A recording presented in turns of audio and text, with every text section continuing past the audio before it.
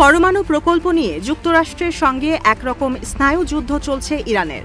এমন স্পর্শকাতর সময় তেহরানে জরুরি বৈঠক করছেন সৌদি আরবের প্রতিরক্ষা মন্ত্রী বাদশাহ খালিদ বিন সালমান, ইরানের সর্বোচ্চ ধর্মীয় নেতা আয়াতুল্লাহ আলী খামেনি আর ইরানের সশস্ত্র বাহিনীর chief of staff major general Mohammad Ali বাঘেরি।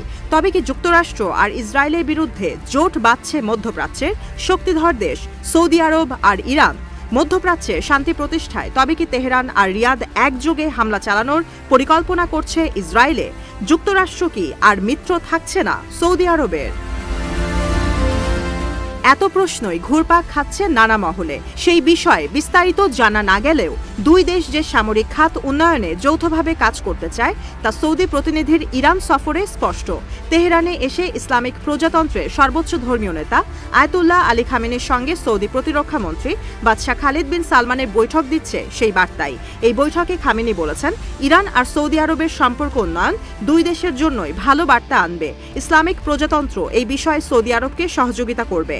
এক ভাই আরেক ভাইকে সাহায্য করা ভালো, অন্যদের ওপর ভরসা না করে। যুক্তরাষ্ট্রের দিকে ইঙ্গিত দিয়ে বলেন সেই কথাও। তবে খামেনি বলেন, এই দুই দেশের সম্পর্ক উন্নয়নের পথে অনেক বাধা। শত্রুপক্ষের আগ্রাসী পদক্ষেপের জন্য প্রস্তুত ইরান। বৈঠকে ইরানের উন্নয়ন সৌদি আরবের সঙ্গে ভাগ করে নিতেও সম্মতি জানান সর্বোচ্চ ধর্মীয় নেতা। এই অঞ্চলে শান্তি প্রতিষ্ঠায় সৌদি আরবের প্রতিরক্ষা মন্ত্রী বৈঠক করেছেন ইরানের সামরিক বাহিনী প্রধানের সঙ্গে। জেনারেল মোহাম্মদ বাঘেরি বলেছেন, দুই দেশের মধ্যে সুসম্পর্ক আর সামরিক সমঝোতা হলে শত্রুপক্ষ হতাশ হয়ে যাবে, মিত্ররা সন্তোষ জানাবে।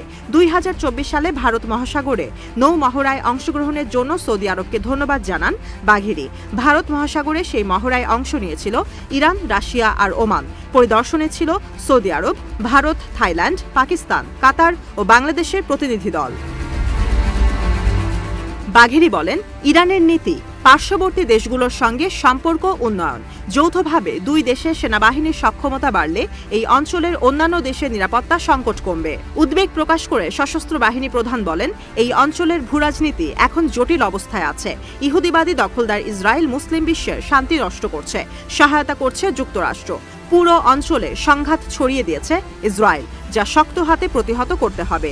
বাঘেরি বলেন, এই অঞ্চলের শক্ত দুই পিলার সৌদি আরব আর ইরান।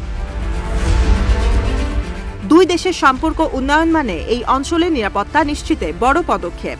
একই ইস্যুতে ইরানের প্রেসিডেন্ট মাসুদ পেজেশকিয়ান বলেছেন, সৌদি আরবের সঙ্গে কাজ করতে আগ্রহী ইরান। পেজেশকিয়ান বলেন, মুসলিম দেশগুলোর সঙ্গে দ্বিপাক্ষিক সম্পর্ক জোরদারে বরাবরই আগ্রহী তেহরান।